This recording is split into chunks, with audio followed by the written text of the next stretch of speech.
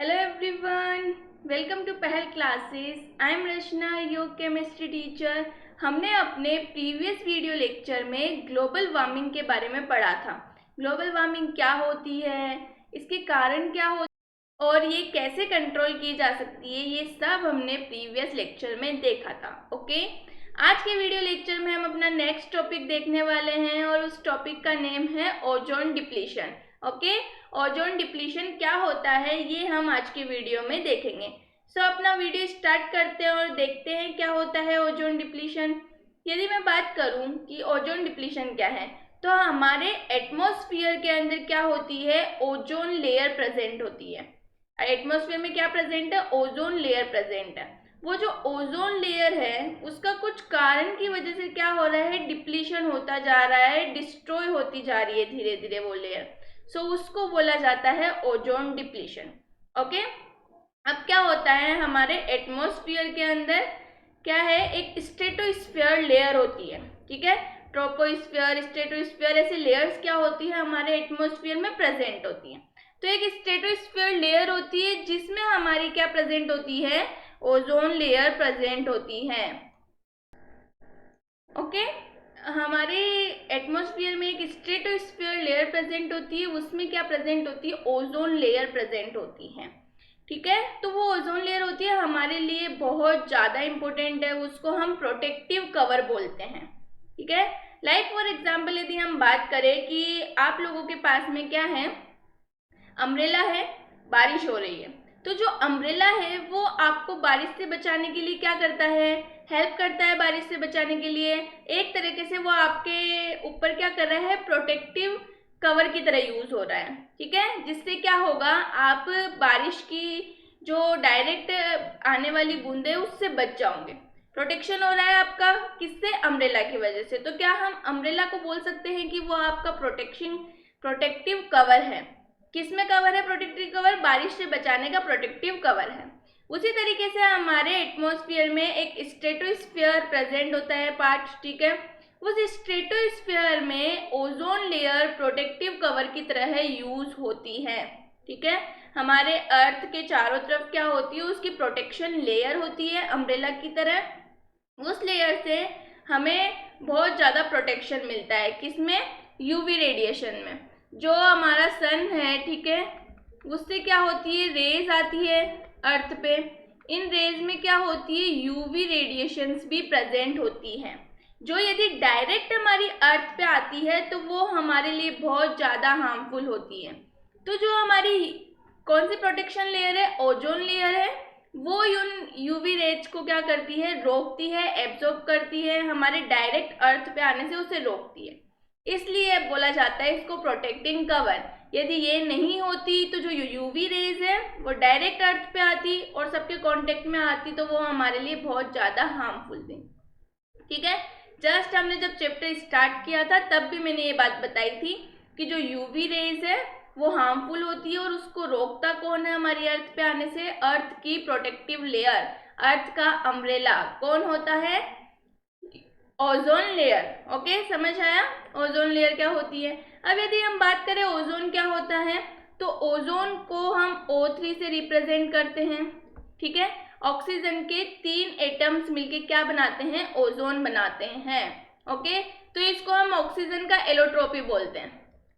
ठीक है, किसका एलोट्रोप बोला जाता है, ऑक्सीजन का। उसी की एक दूसरी फॉर्म को क्या बोलते हैं, हम एलोट्रोप बोलते हैं। तो जो ऑक्सीजन होती है उसका एलोट्रोप क्या होता है, ओजोन होती है।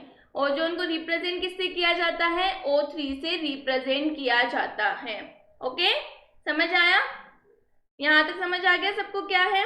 अब यदि मैं बात करूं, ओजोन यदि हमारे एनवायरमेंट में प्रेजेंट हो, ठीक है, ओजोन हमारे लिए एनवायरमेंट में यदि प्रेजेंट होती है तो वो हमारे लिए हार्मफुल होती है, वो हमारी बॉडी के लिए, हमारी हेल्थ के लिए अच्छी नहीं होती है। लेकिन यदि वो स्ट्रेटोस्फेयर में, एटमॉस्फेयर की लेयर स्ट्रेटोस्फेयर में प्रेजेंट है तो वो हमारे लिए हेल्पफुल है, क्योंकि वो वहाँ क्या कर रही है, प्रोटेक्शन कवरिंग में हेल्प कर रही है ओजोन लेयर में।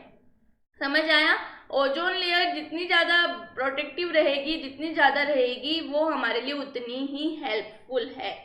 तो ये तो थी ओजोन लेयर। ओके, समझ आया ओजोन लेयर क्या है स्ट्रेटोस्फेयर में। इस तरीके से देखो हमारी ये अर्थ है और इसके चारों तरफ इस तरीके से प्रोटेक्शन लेयर होती है, किसकी? ओजोन की। इसकी लेयर होती है, ओजोन की लेयर होती है और इसको हम बोलते हैं प्रोटेक्टिव कवरिंग बोलते हैं, प्रोटेक्शन कवरिंग बोल सकते हैं। ओके, समझ आया क्या है? अब देखो देखते हैं। अब ये तो है ओजोन लेयर, बट अब क्या हो रहा है, आजकल बहुत सी ऐसी गैसेस यूज होती है, एनवायरमेंट पोल्यूटेंट से भरा हुआ है, तो क्या होता है ये जो ओजोन लेयर है उसका डिप्लीशन होता जा रहा है। मतलब इस ओजोन लेयर की जो थिकनेस है, प्रोटेक्शन कवर की जो थिकनेस है, उसमें क्या हो रहा है, डिप्लीशन होता जा रहा है, वो कम होती जा रही है, पतली होती जा रही है। फॉर एग्जाम्पल इसकी इतनी थिकनेस है, ठीक है, ओजोन लेयर की, धीरे धीरे ये डिस्ट्रॉय हो रही है, डिप्लीट हो रही है और कितनी होती जा रही है, पतली होती जा रही है। जिस जगह से इसका डिप्लीशन हो रहा है उस जगह से ये इस तरीके से पतली होती जा रही है। तो ये जितनी पतली होती जाएगी, मतलब जितना इसका डिप्लीशन होता जाएगा, क्या सन रेज आसानी से हमारी अर्थ पे आ सकेगी? बिल्कुल आ सकेगी। यूवी रेडिएशन ये एब्जॉर्ब नहीं करेगी, तो यूवी रेडिएशन डायरेक्ट हमारी क्या होगी, अर्थ पे आएगी, इसके थ्रू अर्थ पे आएगी और हमें क्या करेगी, हार्मफुल इफेक्ट्स हमें डालेगी।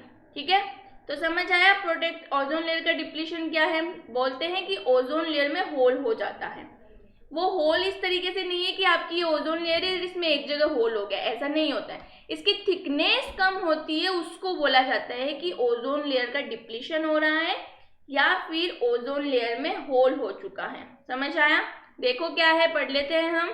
Ozone depletion, the depletion of ozone layer is one of the global issues of environment related to atmosphere and air pollution. समझ आया? जस्ट ये बताया मैंने, एयर पोल्यूशन की वजह से है ये होती है, क्योंकि एयर पोल्यूशन की वजह से गैसेस जो हार्मफुल गैसेस है वो रिमूव होती है, आती है पास में एनवायरनमेंट के अंदर। उन गैसेस का ओजोन डिप्लीशन पे, ओजोन लेयर पे बहुत ज़्यादा इफेक्ट पड़ता है, ग्लोबल वार्मिंग उनकी वजह से इंक्रीज हो जाती है। ओके, देखते हैं क्या है आगे। देखो, formation of ozone. Ozone is an allotrope of oxygen, अभी जस्ट मैंने बताया था। It has 3 oxygen atoms and its molecular formula is O3. It is an unstable blue gas having pungent odor. It is used as a powerful oxidant, bleach and water purifier. Okay?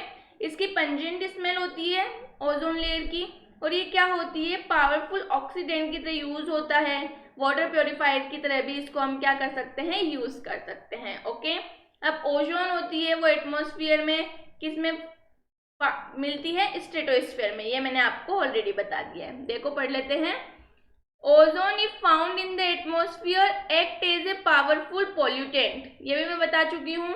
But when found in the stratosphere it acts like a friend of earth because it shield most of the ultraviolet radiation and does not allow them to pass on towards the same.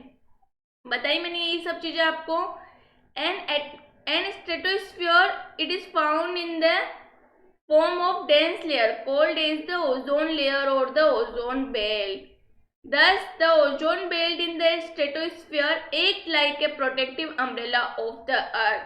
ये सब मैं आपको पहले समझा चुकी हूँ, यहाँ पे जो लिखे हुआ है वो ऑलरेडी हम क्या कर चुके हैं, समझ चुके हैं। क्या बोल रहा है इसके अंदर कि ओजोन लेयर यदि एटमॉस्फेयर में प्रेजेंट हो तो वो हार्मफुल होती है, ठीक है, पोल्यूटेंट की तरह यूज होती है। लेकिन यदि वो स्ट्रेटोस्फीयर में प्रेजेंट होती है तो वो हमारे लिए बहुत ज़्यादा हेल्पफुल है, फ्रेंड बोला जा सकता है उसको, क्योंकि वो क्या करती है, ओजोन लेयर बनाती है, प्रोटेक्शन कवर बनाती है, जो यूवी रेडिएशन से क्या करती है, हमारी अर्थ की हेल्प करती है, बचाती है उसे यूवी रेडिएशन से। क्या करेगी ओजोन लेयर, यूवी रेडिएशन को एब्जॉर्ब कर लेती है और एब्जॉर्ब करने के बाद में उसे कहाँ नहीं जाने देती है, अर्थ पे नहीं जाने देती है। समझ आया यहाँ तक? आगे चले तो कैसे फॉर्म होती है वो देखिए, चलो देखते हैं। Ozone is formed in the stratosphere when oxygen molecules photo dissociate after absorbing an UV photon of shorter wavelength to produce 2 oxygen atoms. क्या होता है, जो भी स्ट्रेटोस्फीयर के अंदर ऑक्सीजन मॉलिक्यूल प्रेजेंट है वो यूवी फोटोन के वेवलेंथ को, कम वेवलेंथ वाले यूवी फोटोन को एब्जॉर्ब करता है और ऑक्सीजन मॉलिक्यूल को किस में कन्वर्ट कर देता है, सिंगल ऑक्सीजन एटम में कन्वर्ट कर देता है। ओके, जो ये सिंगल ऑक्सीजन एटम में कन्वर्ट हो चुकी है वो एनवायरनमेंट में जो आसपास में ऑक्सीजन मॉलिक्यूल प्रेजेंट है उससे कंबाइंड होके किस में कन्वर्ट हो जाती है, ओजोन में कन्वर्ट हो जाती है। इस तरीके से ओजोन लेयर का फॉर्मेशन होता है। समझ आया? देखो क्या है, क्या था, O2 थी, यूवी रेडिएशन को उसने लिया, ठीक है, यूवी रेडिएशन को एब्जॉर्ब करके किस में कन्वर्ट हो गया, सिंगल ऑक्सीजन एटम में कन्वर्ट हो गया। अब जो एनवायरनमेंट में ऑक्सीजन है उससे रिएक्ट करके ये क्या बना लेंगे, ओजोन, O3। ओके, समझ आ गया कैसे फॉर्मेशन होता है? अच्छे से समझ आया सबको? ठीक है, चलो देखो आगे क्या है। यहाँ पे ये अपने रिएक्शन दी हुई है। The atomic oxygen combines with O2 to create O3। समझ आया? जस्ट अभी समझाया है मैंने आपको ये। इसके अलावा रोल ऑफ ओजोन लेयर, तो ओजोन लेयर का रोल मैं आपको ऑलरेडी समझा चुकी हूँ क्या है, ठीक है। अर्थ का क्या करती है, प्रोटेक्शन करती है, किससे, यूवी रेडिएशन से। तो ये बहुत बड़ा रोल प्ले कर रही है अपना, ठीक है। तो क्या होता है, यदि मैं बात करूँ ओजोन लेयर की, तो ओजोन लेयर होती है वो 3 to 4 mm थिकनेस होती है उसकी, ठीक है। जनरली जो हमारा एटमॉस्फेयर है उसमें जो लेयर्स प्रेजेंट है उसकी थिकनेस 8 mm होती है, उसकी 3 to 4 mm थिकनेस किसकी होती है, ओजोन लेयर की होती है, ठीक है। ये बहुत ज़्यादा अपने हम बोल सकते हैं कि फ्रेंडली यूज होती है, ये बहुत ज़्यादा प्रोटेक्शन करती है हमारी अर्थ का। यदि ये डिप्लीशन, जैसे हम बोल रहे हैं कि ओजोन का डिप्लीशन हो रहा है, ओजोन के डिप्लीशन की वजह से यूवी रेडिएशन हमारी अर्थ पे आ रही है डायरेक्टली, ठीक है, उसकी वजह से बहुत सी डिजीज हो जाती है, कैंसर होता है लोगों को, स्किन डिजीजेस हो जाती हैं, ये बहुत सारे हार्मफुल इफेक्ट्स पड़ते हैं। ओके, क्या क्या पड़ते हैं वो सब हम देखेंगे, लेकिन यहाँ तक आई होप सबको समझ आ गया होगा। चलो देख लेते हैं, पढ़ लेते हैं इसको। क्या है, रोल ऑफ ओजोन लेयर। दो ozone layer contributes only about 3 to 4 mm of thickness to the total atmospheric thickness of 8 mm। Just अभी मैंने बताया आप लोगों को। But this layer is a life saving protective cover for all the biota of the atmosphere. Life saving covering है, आपको हमेशा याद रखना पड़ेगा ये। When an ozone molecule is hit by UV wavelength, it absorbs the radiant energy and photodissociates into O2 and oxygen, giving off heat. Thus, keeps the UV radiation from reaching the Earth's surface and also causes a temperature inversion in the stratosphere that helps to maintain relatively stable climate conditions on and near the ground।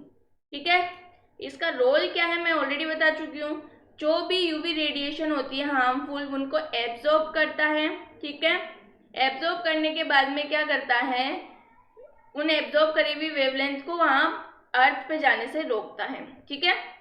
Earth surface को क्या करता है, उससे बचाता है। उन जो UV radiation उसने एब्जॉर्ब की है उससे टेम्परेचर का भी क्या करता है, स्ट्रेटोस्फीयर में इन्वर्जन करता है, ध्यान रखता है, ताकि टेम्परेचर कंट्रोल में रहेगा तो हमारा क्लाइमेट होगा आसपास का वो क्या होगा, बैलेंस रहेगा। ओके, सो ये सब रोल होते हैं किसके, ओजोन लेयर के। बट अब ओजोन लेयर हो रही है डिप्लेट। ओजोन लेयर का क्या हो रहा है, डिप्लीशन हो रहा है। सो ओजोन लेयर के डिप्लीशन में कौन कौन सी चीजें हैं जो हेल्प करती है, तो फर्स्ट आता है क्लोरोफ्लोरोकार्बन गैस होती है, मीथेन होती है, ठीक है, नाइट्रस ऑक्साइड हो गई। ये सब जो गैसेस है हमारे एनवायरनमेंट में, जो जिनकी क्वांटिटी इंक्रीज होती जा रही है, ये गैसेस क्या करती हैं, हमारे एटमॉस्फेयर की protective layer that is ozone जो लेयर है उसको क्या कर रही है, डिप्लेट कर रही है, उसको थिन कर रही है, ठीक है। जो थिकनेस है उसकी उसको कम कर रही है। तो धीरे धीरे जैसे जैसे ये कम होती जाएगी वैसे वैसे हम फुल इफेक्ट पड़ने वाला है हमारी अर्थ पे, ठीक है। तो देखो क्या है, destruction of ozone layer, chlorofluorocarbon, methane, nitrous oxide, carbon tetrachloride, methyl bromide, aircraft emissions and propyl bromide and halon 1202 are major agents that cause depletion of ozone layer. Just मैंने बताया ये सब जो भी एजेंट्स है वो क्या करते हैं, ओजोन को डिप्लेट करने में हेल्प करते हैं। तो ये जितने ज़्यादा यूज़ होंगे हमारी ओजोन उतनी ही ज़्यादा डिप्लेट होगी। यदि कम यूज़ होंगे तो ओजोन का डिप्लीशन क्या होगा, कम हो जाएगा। तो इन सब सब्सटेंस को क्या बोला जाता है, ओजोन डिप्लीटिंग सब्सटेंस। ठीक है, जो सब्सटेंस ओजोन को डिप्लीट करने में हेल्प करते हैं उन सब्सटेंसेस को हम क्या बोलते हैं, ओजोन डिप्लीटिंग सब्सटेंस, ODS बोल सकते हैं शॉर्ट फॉर्म के अंदर। ओके, आगे देखो, a number of naturally occurring substances also have the ability to destroy stratospheric ozone। Natural कुछ सब्सटेंसेस होते हैं जो भी ओजोन लेयर को क्या कर सकते हैं, डिप्लेट कर सकते हैं। कौन कौन से होते हैं, हाइड्रोजन ऑक्साइड, वाटर वेपर हो गई, मीथेन हो गई, हाइड्रोजन गैस हो गई, नाइट्रोजन ऑक्साइड्स हो गई, ये सब भी क्या करते हैं, ओजोन लेयर को डिप्लेट करने में हेल्प करते हैं। नाइट्रोजन ऑक्साइड नेचुरली अकरिंग होता है, बहुत ज़्यादा तरीकों से होता है, मैं ऑलरेडी बता चुकी हूँ आप लोगों को। ठीक है, इसके अलावा वाटर वेपर भी जनरली नेचुरली होती है एनवायरनमेंट में, हम प्रीवियस लेक्चर्स में पढ़ चुके हैं। ठीक है, सो ये सब भी क्या करती है, स्ट्रेटोस्फीयर में जो अपनी ओजोन लेयर प्रेजेंट है उसको डिप्लेट करते हैं। ओके, तो हमारे मैन मेड सोर्सेज भी होते हैं और नेचुरली भी ये क्या होती है, डिप्लेट होती है। अब जो नेचुरली डिप्लेट होती है उसका तो हम कुछ नहीं कर सकते, बट जो हमारी वजह से हार्मफुल इफेक्ट पड़ रहे हैं ओजोन लेयर पे, जो डिप्लेशन हो रहा है, उसको यदि थोड़ी बहुत हमारी एक्टिविटीज को कंट्रोल किया जाए तो उसको क्या कर सकते हैं, हम कंट्रोल कर सकते हैं, कम कर सकते हैं। ओके, वो हमारे लिए क्या होती है, हेल्पफुल होती है। देखो, most important of these are the hydrogen oxides derived from water vapour, methane, hydrogen gas and nitrogen oxides. The nitrogen oxides, which are very effective destroyers of stratospheric ozone, not only occur naturally but are being supplemented by anthropogenic source। Nitrogen oxides होता है वो man made तरीकों से भी होता है, मतलब human activities से भी होता है, उसके अलावा नेचुरली भी ये बहुत ज़्यादा नाइट्रोजन होती है। ठीक है, मैंने बता रखा है, प्रीवियस लेक्चर्स में बताया था, सॉइल के लिए जो फर्टिलाइजर्स यूज होते हैं उसकी वजह से हमारे एनवायरनमेंट में नाइट्रोजन ऑक्साइड्स बढ़ते हैं। ठीक है, उसके अलावा बहुत सी नेचुरल एक्टिविटीज़ भी होती है जिनकी वजह से नाइट्रोजन ऑक्साइड एनवायरनमेंट में क्या होते हैं, इंक्रीज होते हैं। ये सब चीज़ें मैं ऑलरेडी बता चुकी हूँ। ओके, तो रोल समझ में आया, ओजोन डिप्लीशन क्या होता है समझ में आया, और क्यों हो रहा है। ओके, समझ आ गया क्या रीज़न है होने के। ओके, अब हम देखेंगे कि इसकी वजह से क्या चीज़ें होती है, हार्मफुल इफेक्ट क्या पड़ते हैं। ठीक है, ओजोन डिप्लीट हो रही है तो यूवी रेडिएशन हमारी अर्थ पे आएगी। जो यूवी रेडिएशन हमारी अर्थ पे आ रही है उसके क्या इफेक्ट पड़ने वाले हैं, तो मैं ऑलरेडी बता चुकी हूँ क्या होता है, डिजीजेस बहुत ज़्यादा हो जाती है, सन आई डिजीज हो सकती है, वो रेडिएशन आई के कांटेक्ट में आएगी तो हमारी स्किन में डिजीज हो सकती है, कैंसर हो सकता है। इसके अलावा क्या होता है, प्लांट्स एंड क्रॉप की जो प्रोडक्टिविटी है, यूवी रेडिएशन इतनी हार्मफुल होती है कि प्रोडक्टिविटी को क्या कर देती है, डिक्रीज कर देती है। क्रॉप्स की प्रोडक्टिविटी डिक्रीज हो जाएगी, प्लांट्स की डिक्रीज हो जाएगी, तो वो क्या नहीं कर सकते, प्रोडक्शन नहीं कर सकते। जब आगे प्रोडक्शन नहीं होगा तो वो डिस्ट्रॉय हो जाएंगे धीरे धीरे जो भी स्पीशीज बची हुई है। इसके अलावा एम्ब्रियोज होते हैं, फिश के हो, क्रेब्स के हो, एम्फीबियंस के हो, उनको डिस्ट्रॉय कर देती है, डैमेज कर देती है, तो वो आगे डेवलप नहीं कर पाएंगे जब एम्ब्रियो डिस्ट्रॉय हो जाएगा तो। ओके, इस तरीके से क्या करती है, ओजोन डिप्लीशन की वजह से जो यूवी रेडिएशन अर्थ पे आती है वो बहुत ज़्यादा हार्मफुल इफेक्ट डालती है लिविंग बींग्स पे। देखो कैसे इफेक्ट डालती है, effects of depletion of ozone layer. UV radiation causes sun eye disease, cataract, skin diseases, skin cancer and damage to immune system in our body. Immunity system होता है, immune system होता है हमारी बॉडी का, उसको भी क्या करती है, डैमेज करती है। यदि इम्यून सिस्टम ही डैमेज हो जाएगा तो हम किसी भी डिजीज से, हमारा जो बॉडी है वो लड़ने की उसमें ही नहीं रहेगी। किसी भी इम्यून सिस्टम डैमेज हो गया है तो आप किसी भी रोग से क्या नहीं कर सकते हो, फाइट नहीं कर सकते हो डिजीज से, क्योंकि आपका इम्यून सिस्टम ही क्या है, डैमेज। आगे देखो, it damages plants and causes reduction in crop productivity, just मैंने बताया। It damages plants embryos of fish, shrimps, crabs and amphibians। UV radiation damage fabrics, pipes, pants and other non-living material on this earth। Living materials को तो करती है, living beings को तो, लेकिन non living materials जो है उन्हें भी हार्म करती है, हार्मफुल करती है। ठीक है, आगे देखो, it contributes in the global warming. If the ozone depletion continues the temperature around the world may rise at faster rate and to large extent. Okay, ozone depletion की वजह से ग्लोबल वार्मिंग भी इंक्रीज हो रही है. ठीक है, और ग्लोबल वार्मिंग कितनी हार्मफुल है हम ऑलरेडी प्रीवियस लेक्चर्स में पढ़ चुके हैं.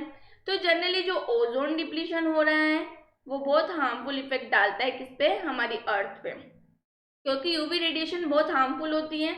वो डायरेक्टली अर्थ पे आएगी तो सिंपल सी बात है लिविंग बींग्स पे, इवन नॉन लिविंग बींग्स पे भी क्या करती है, हार्मफुल इफेक्ट्स डालती है. ओके, तो समझ आया इफेक्ट्स क्या थे ओजोन डिप्लीशन होने के, ओजोन लेयर के.